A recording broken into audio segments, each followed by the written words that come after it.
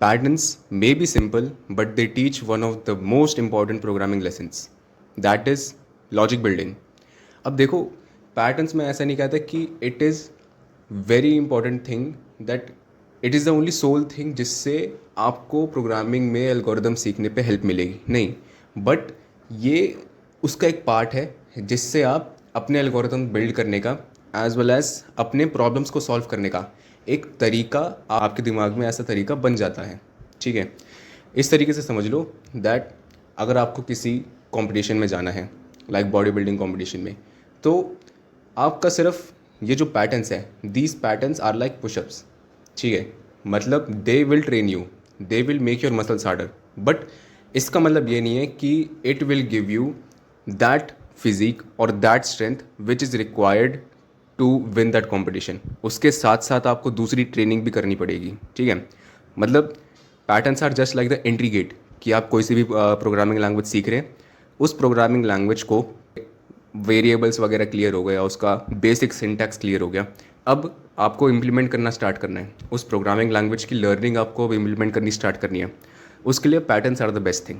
ठीक है, and basic से बेसिक इनके नॉर्मल प्रोग्राम ले करके एकदम हाई लेवल तक भी जाते हैं ये, मतलब इतना कि अगर आप अभी किसी अच्छे खासे प्रोग्रामर को भी वो दे दे पैटर्न, वो भी नहीं कर पाएगा। मतलब इनका कोई एंड है ही नहीं। Butterfly pattern, double right triangle pattern and और भी बहुत सारे हैं। मैंने अभी क्या कहते हैं यहाँ पर कुछ पैटर्न्स की प्रैक्टिस करी थी, एंड इसमें सबसे ज़्यादा टफ मेरे को लगा था diamond pattern. So diamond pattern is like this.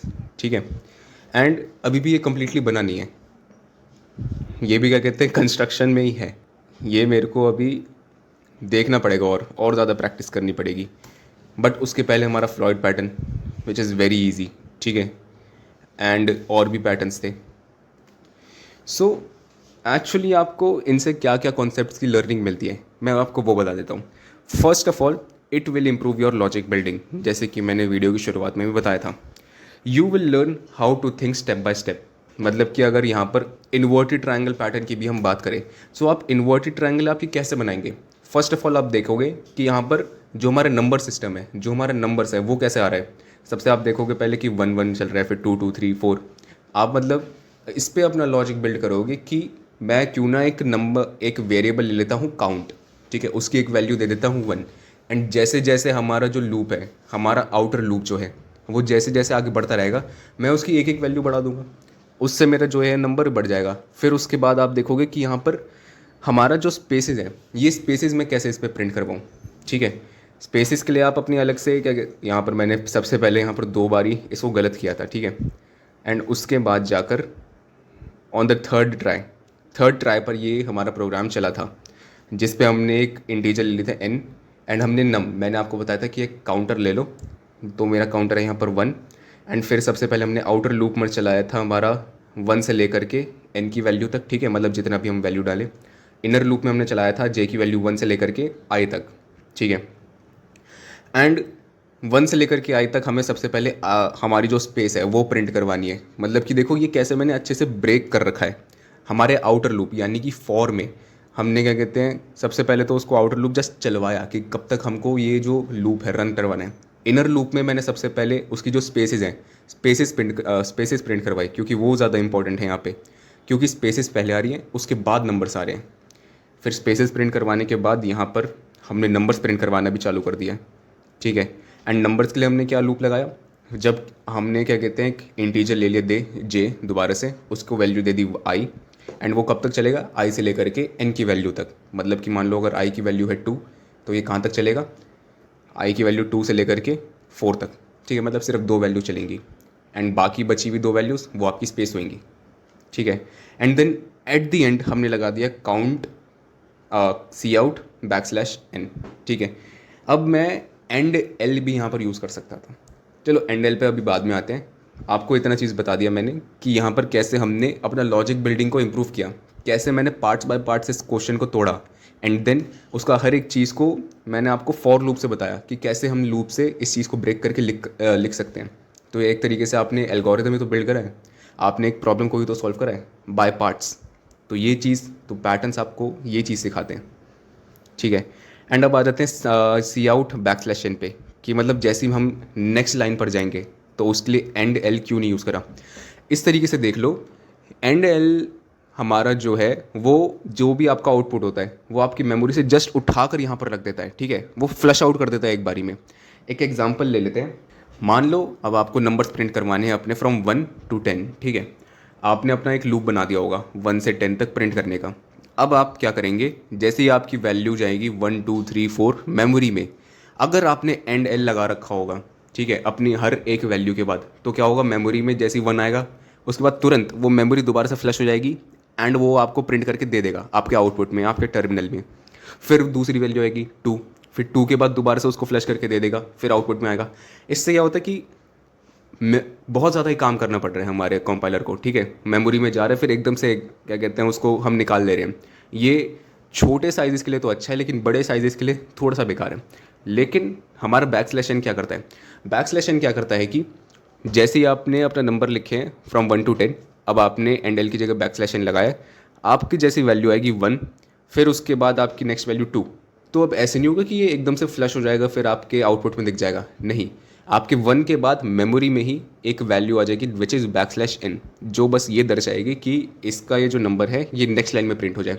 And आपकी मेमोरी में ये सारे नंबर्स लिखे होंगे 1 \2 \3 \4 से करके जहाँ तक आपको चाहिए। एंड ये जैसे ही आपका आउटपुट, आपका जो लूप है ये चलना ख़त्म हो जाएगा, ठीक है। जब ख़त्म होगा तब ये मेमोरी से सारा का सारा वैल्यू एक साथ आपको टर्मिनल में दिख जाएगा।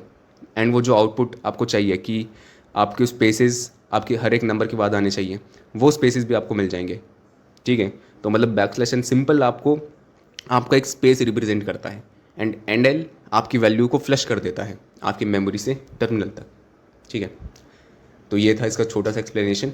अब आगे बढ़ते हैं। और second learning is understanding loops, क्योंकि भाई देखो पूरा पैटर्न जो है वो लूप ही है, इतने सारे लूप हैं। आपको मैं क्या कहते हैं, राइट एंगल ट्राइंगल, सॉरी, जो हमारा इक्विलेटरल ट्राइंगल है, ठीक है, जो मोस्ट लोगों को टफ लगता है, मोस्टली लोगों को टफ लगता है ये वाला पैटर्न, वो दिखाते हैं आपको। यस, ये रहा पिरामिड पैटर्न हमारा।